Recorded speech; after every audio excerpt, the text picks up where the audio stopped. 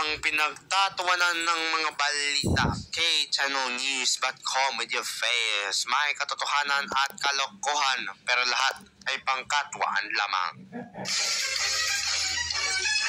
Sa ulo ng mga nagkatarantaduang mga balita, pampaserong boost tumilid matapos na nakasemplang ito ang isang motorsiklo. Isa patay. SM Seaside noong nakaraang sinulog, dinagsa ng mga tao. Isa na namang motorsiklo nagip ng tanker truck nitong Friday the 13th. Dalawa patay.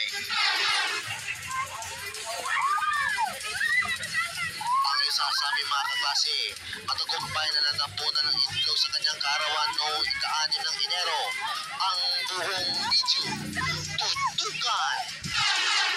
At ang alagang pusa ng aktres na si Janila Salvador, pumanaw na.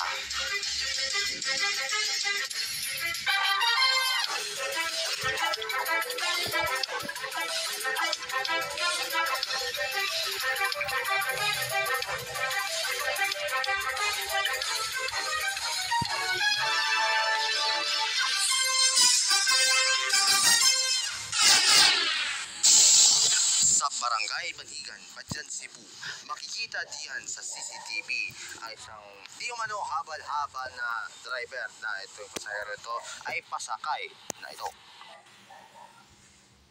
Kitang-kita rin ito sa driver ng motor na walang lingon-lingon at dumiretso lang ito ng takbo.